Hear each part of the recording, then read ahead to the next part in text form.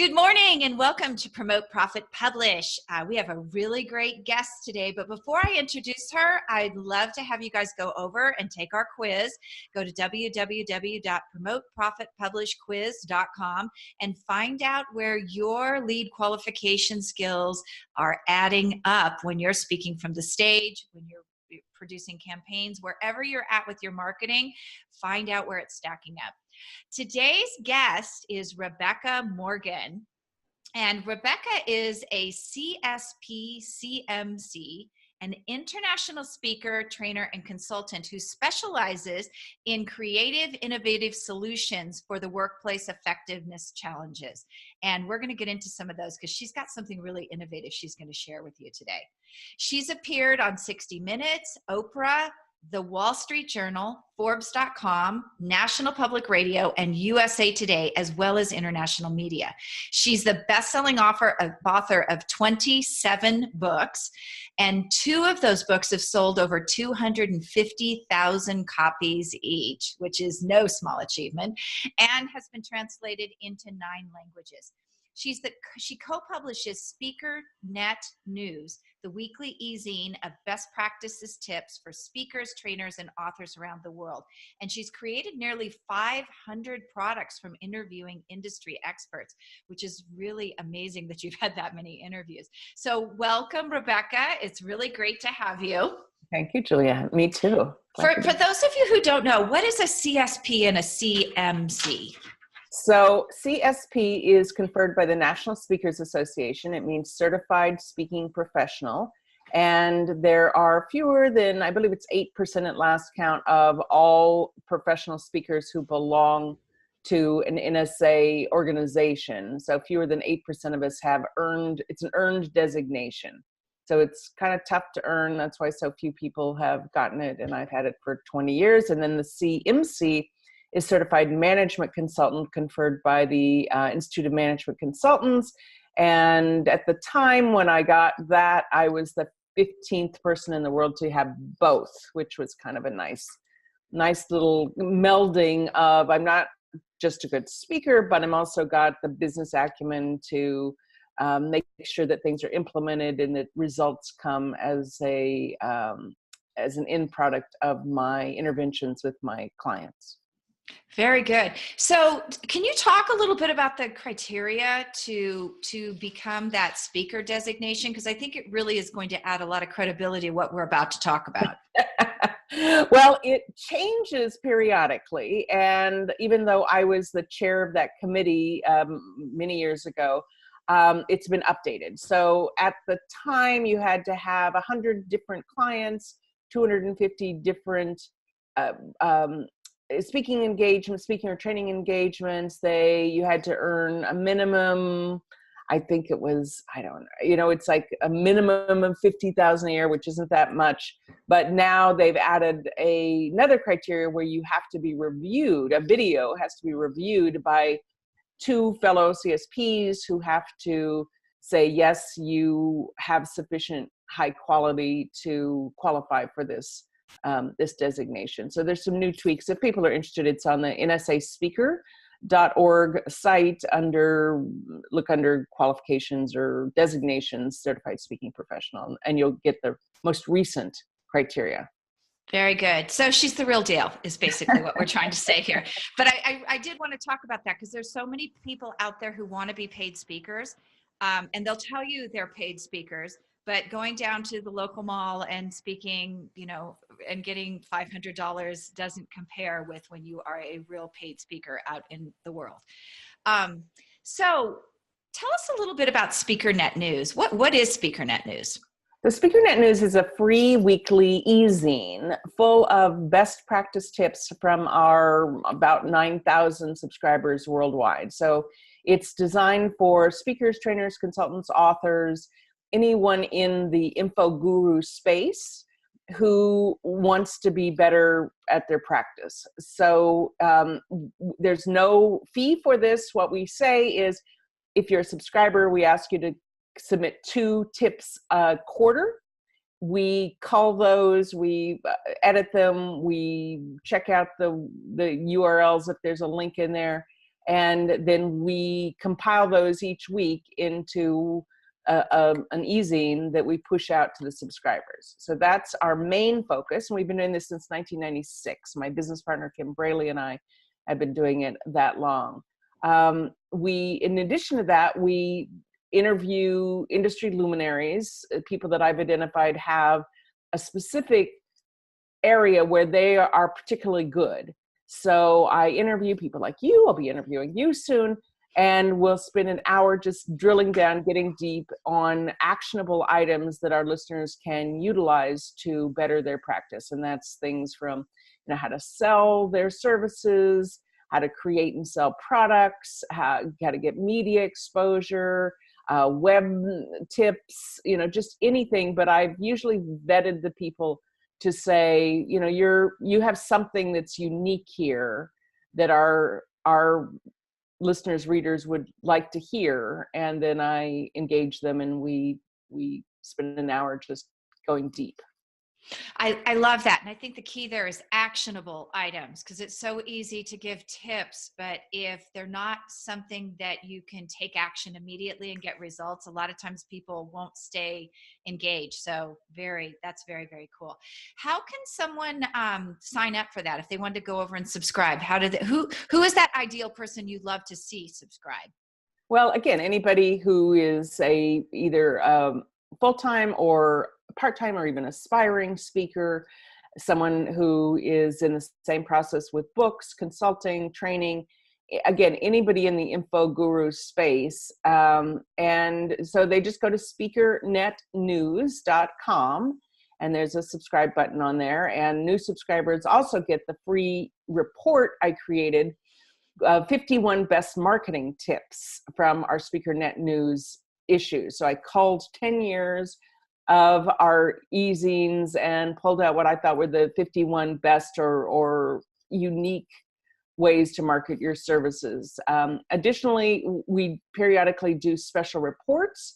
So we have a special report that one of our readers completed for us, which is a survey of over 250, almost 300 of our readers who had published a book within the last 5 years. And he wanted to really call what sold books. There's a lot of myths on that, a lot of, assume that, like I was on Oprah, did that help my book sales? It had already sold 100,000 books at that time. It's a business book. She does not have business viewers were not her market. Did it do a bump in sales? No. So there's all these myths of, get on Oprah and you'll, sell a bazillion books. Well, it had already sold a good amount by then. So this really drilled down. So we culled his findings into a brief report, just the nub of what does sell the most books. So there's that on there. We have other reports on travel tips from road warriors. Again, we culled 10 years of the travel tips. We divided them into 8 different categories. And if you really want to know how to travel well and save money, save time, there's 8 different topics that people can glean.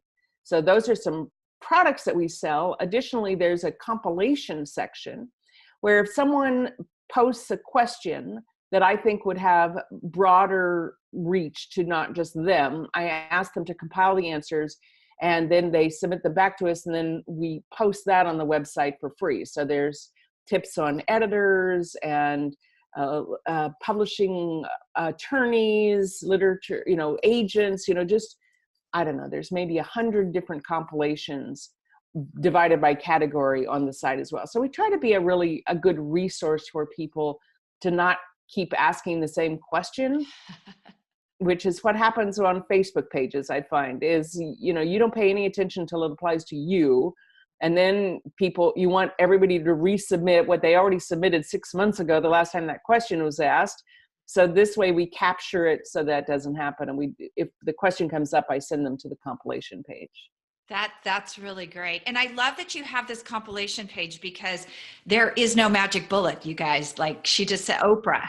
it's not a magic bullet. It has to be the right audience and a combination of different tactics and platform building tools that you use. So you went through those products. That was my next question. So we're going to talk about some things here today that are Rebecca creations. Tell us about a Blook. What is that? So a Blook, I did not coin that term. When I started doing Blooks, that term was already out there. So a Blook is where you take your blog postings and you compile them into a book. So obviously there needs to be some flow, some organization. So I've created 19 Blooks from my 2 blogs. The first one was a compilation based upon my other books have all been written to an outline, a traditional way of writing a book. You know what you want to cover when you want to cover it. So I created the outline and I started writing to the outline, but then posting it on the blog. So then I got responses, I got comments, I could see what resonated with people, what didn't make sense, et cetera, and I could refine that posting. Then life happened and things that occurred to me that weren't on the outline, I wrote about, and those also often made it into the final book. But the point is, it's a way you post your chapters or even sub-chapters to your following and get feedback. So instead of waiting till it's published, you know what's resonating with people, you know which gets the most comments.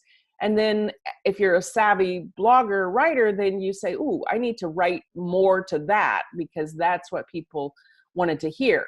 And people say, well, why would someone actually buy a book that they could read online? Well, most people now want to read something on their tablets or actually hard copy. So this is one of the books the Blooks that I created based on some of my blog posting. It's called Life's Lessons, Insights, and Information to a Richer Life. So it's got small chapters, chapterettes, 3 to 5 pages long, which on average is about 750 words. So when you think about 750 words, that's not odious, that's not onerous, that's doable.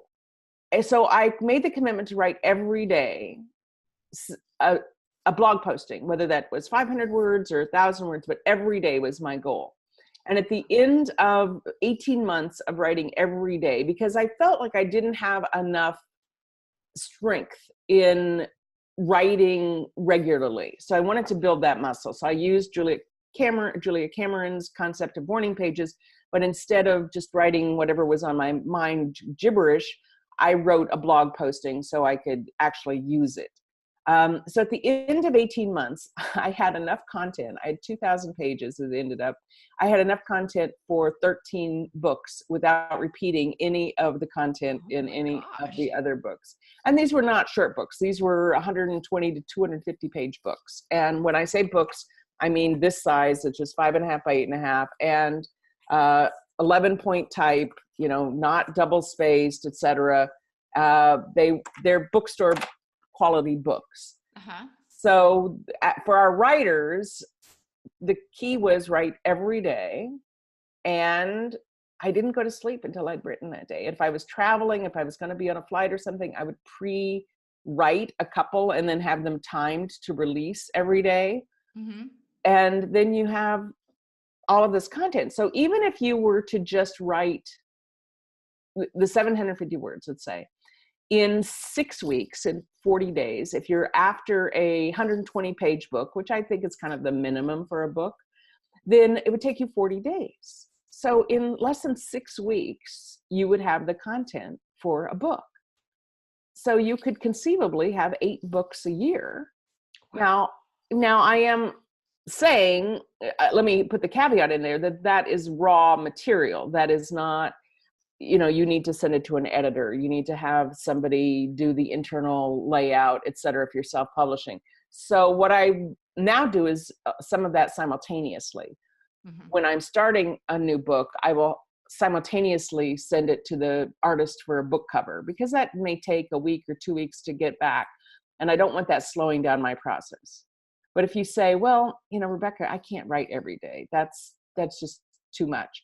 How about every other day? So then you'd have a book in 3 months instead of 6 weeks. Would you like to have 4 new books a year? Mm-hmm. You know, it depends on what you want. But frankly, 750 words, I can now do in about 20 minutes. Wow, really? Because a lot of it is the thinking through. And so I think while I do other things, washing the dishes or, on the treadmill or something, that's the thinking. So then it's just putting word to dictation or finger to keyboard to get that thinking and to solidify it and then to go back and refine it. So that's a book. And I think all of our listeners can do a book. That is so cool. So I have to ask, because I used to write every day when I wrote fiction novels. Do you hysterically laugh when you go back on your rewrites? There were days I would go back when I was rewriting and I'd be like, oh my God, this is like one giant brain fart day. I mean, seriously, it was so, and then I'd have other days I'd be like, oh my God, I'm a writing genius. Well, maybe I'm delusional, but I think I am more in the latter side, not the genius side, but more in the, damn, that was pretty darn good. Right? And granted, even after I've posted things, sometimes I'll go back and reread them and go, oh man, that was a typo, or that sentence didn't make sense. So I will refine them before they make it into the final book. And that's also why you hire a professional editor, because we don't see our own mistakes. It's Right. so, we're so close to it. Right. So that's a book. And there's also Vooks, VOOKs, which are video into books, which I haven't quite figured out, but it's integrating video into an ebook, where they could click and see an example of something.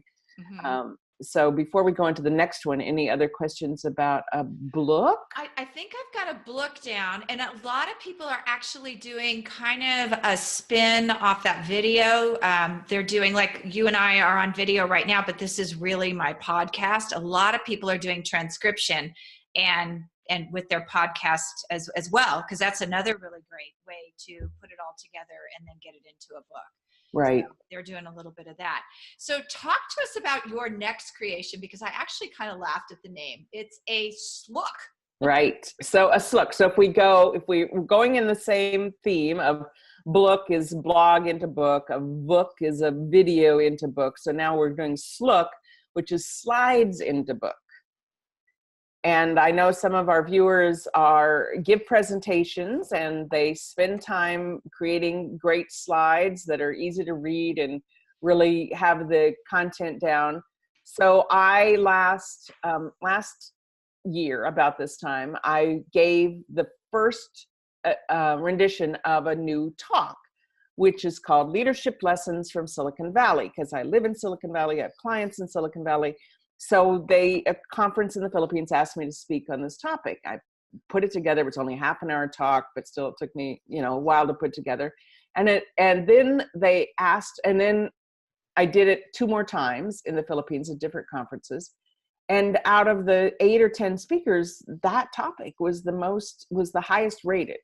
So I felt pretty good about that. And one of them asked me to expand my half an hour talk into a full day talk, which is wow, like a workshop, or just like I'm going to stand here and talk for a whole day? a workshop, but still, 16 times the content I had to have.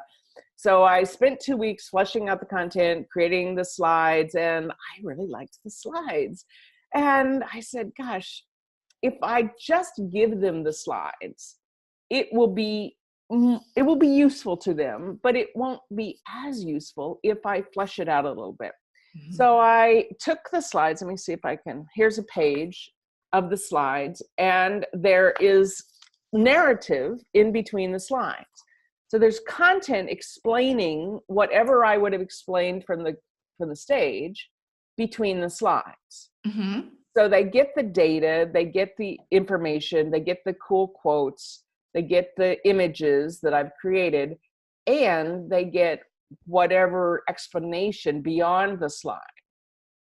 So in addition to that, it also has links to studies that I quote, assessments, which you'll appreciate, that go along with the content, not assessments I created, but assessments that are available Mm-hmm. It includes a few articles from my blog, back to the blog concept, that apply to that content. So at the end of each chapter are a couple of articles that Mm-hmm. explain it in more depth. And now I could have integrated those in the slides, but I wanted to have a tool also for them to have if they're in my audience and they can follow along. There are places where they can add the audience members can add their thoughts.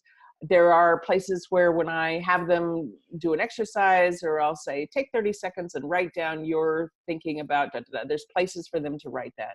So I call it a workbook on steroids because it's really way more robust, but it now gives me a tool that I have my clients buy for every person in the audience. Uh-huh. As well as if they haven't done that, if it's a public conference and they don't do that, then we sell back in the room for people to have and take away and be able to get more depth and refresher of what the main points were. And this is such a cool concept because you can actually, sort of, if you wanted to film an event, you could actually use that to create the workbook that if you did round one without it, you could fill it, transcribe, and do a lot of this as well. So that is a really cool tool to make your workbook from. Right. And so we try not to call it a workbook because it devalues it, I think, but between us kids, between us here, we can call it that. But I do, so you can audio tape it, obviously, and have it transcribed as well as you said.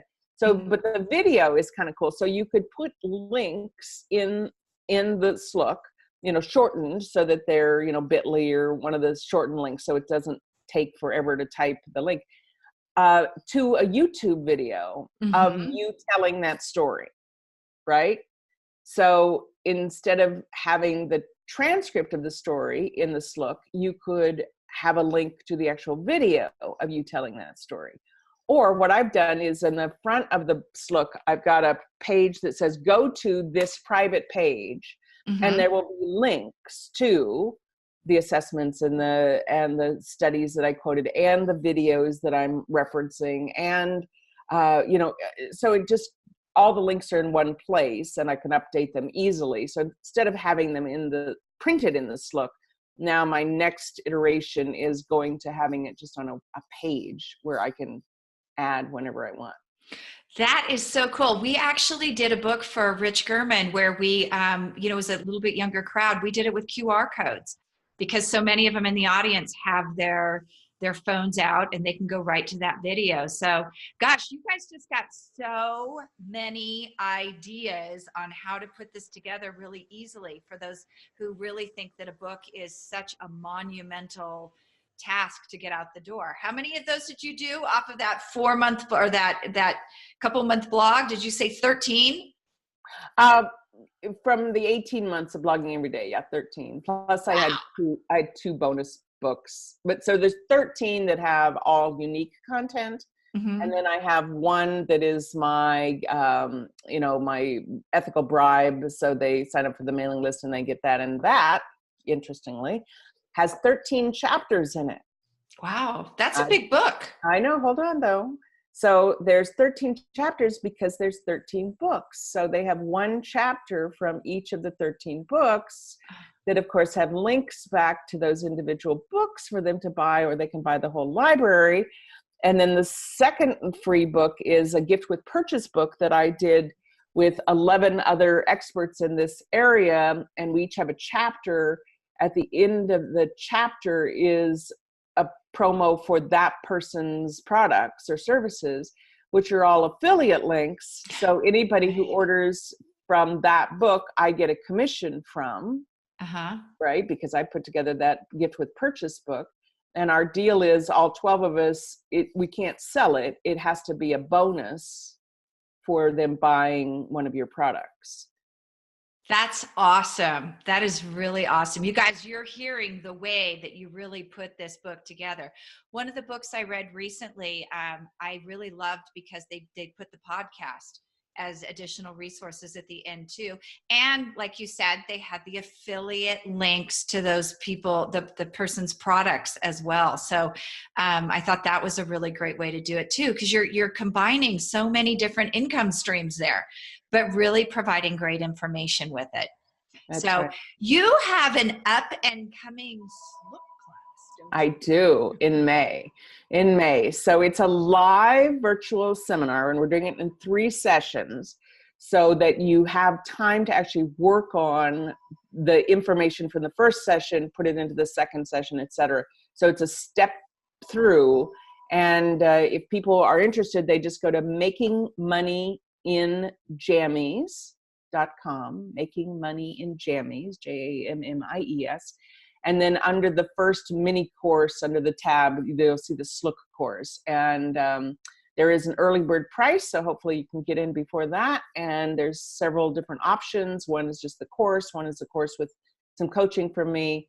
And so the goal is, and it's called How to Create a Slook in a Month, because the goal is that if you do what we say, you can have it out the door. So this Slook I did in 2 weeks. No way. Seriously? I did in 2 weeks, and I had it in hand. I sent it to the printer after 2 weeks and had it in hand in like 10 days because it took them like 2 days to print and a week just to mail with the the weekend. So a month is not undoable. You could do it. Maybe you don't have it in hand in a month, but you could have it ready to go to the printer in a month if you follow my direction. And so what do you do? Let's just get into that a little bit more. Now that they know where they're going, what would you tell them that they really need to have in place for this course? So they get a pre-work email that says you need to have your slides in good working order. So if you think, oh, I need to revise these, or I need to have some professional help on them, that needs to be in order. You can always go back and replace them, of course, before you go to print, which, I've put in placeholders sometimes in the flow. And if you have a popular talk that you don't have a book for, then you'll want to have that transcription of that recording of the talk at your ready, and ideally start editing it or send it to an editor ahead of time so that I can walk you through, once you have those components, what do you do next, etc. Okay. And But go ahead. Go ahead. No, if you don't, most people think their slides are in better order than they are. So I'm actually doing this presentation live in a few weeks, and I'm telling the participants, either bring a printout of that popular talks slides, even if it's in 16 up format, or bring it on your computer, and you'll be in a small group and get honest feedback, whether they're ready or not. So this is really kind of honest feedback, not only about your slides, but about your talk and how it's formatted, it sounds like. Well, at the minimum, it's the image of the slides. I travel with my professional speaker friends all the time and see slides that I go, are you kidding me? How do you expect them to read it? They have way too much on the slide. They have 12-point type. They have, not enough contrast, so even professional speakers don't always have slides that will then port into a Slook, because frankly, they're not really viable for a talk, let alone in a Slook where they're going to be business card size. Wow. But that brings up some really good points about they're not only getting the Slook training from you, they're going to be getting a little bit of speaker evaluation in that as well. Yeah. You said they were like, yes, I don't, I do partner them with a buddy to get feedback on, because I can't personally give all the people feedback, but that's why if they want the individual coaching, then that's available. And then I can go through their deck with them and help them with the flow. Oh, very good. Once again, can you tell us where we find that course out? Because it's really interesting. Okay. So it's makingmoneyinjammies.com. And then it's under the mini course. I call them mini courses because it's 3 weeks, but we get a lot. If you are willing to get a lot done, I will help you get a lot done in those 3 weeks. Great. And that's good, you guys. That's action, not just theory. So if you're ready to step in and do something really quickly, because remember out there, you have a choice between getting something done in a weekend or 3 weeks versus 9 months to a year. And if you have those options, take that really accelerated path and get some deliverables out of it. Because the slow way, a lot of times we don't get things done. Things get in the way, I think. I don't know. What do you think, Rebecca? Oh, absolutely. I'm a get it done kind of person. In fact, one of the gals from the last course I did on this, she had her Slook in like 3 weeks because she was going to go speak at a conference where there were going to be hundreds of people and she didn't have any BOR. And that was the other point is what I found in decades of doing this work is if you have BOR products that echo your talk, they are going to sell much better. So I didn't have a product on this talk and knew that it was going to hurt my sales because my other books weren't related to this topic. So I have found now that they really sell. In fact, I've sold out the last few conferences that I went to because I didn't anticipate, because this is new to me. It's a new product I just invented. And so I had no idea how much the demand was going to be. So I kind of underpacked. That's cool. By the way, BOR is back in the room. Oh, so, sorry. Yeah, that's okay. For those of you who don't know. I heard myself say that and I thought, oh, I should go back and explain that. But no, that's okay. We got it. Well, thank you so much for sharing all this with us today. This was some really great information. Once again, where can they get to subscribe to the newsletter? SpeakerNetNews.com. And also on the Making Money in Your Jammies course, there's a home study course, which is 38 lessons on how to make money through webinars and teleseminars. And the Slook isn't in that yet because I just invented it. But if you want just more general information about how to take your nonfiction information and monetize it better, there's a home study course on there. Very good. And that is at the same URL, the SpeakerNet or the Jammies? The Jammies one. Okay. I love that, in your jammies. Are you wearing jammies underneath that? No, but I have my Uggs on. So do I. It's cold here. Well, thank you very much, Rebecca. It was great to have you on. Thank you, Julia.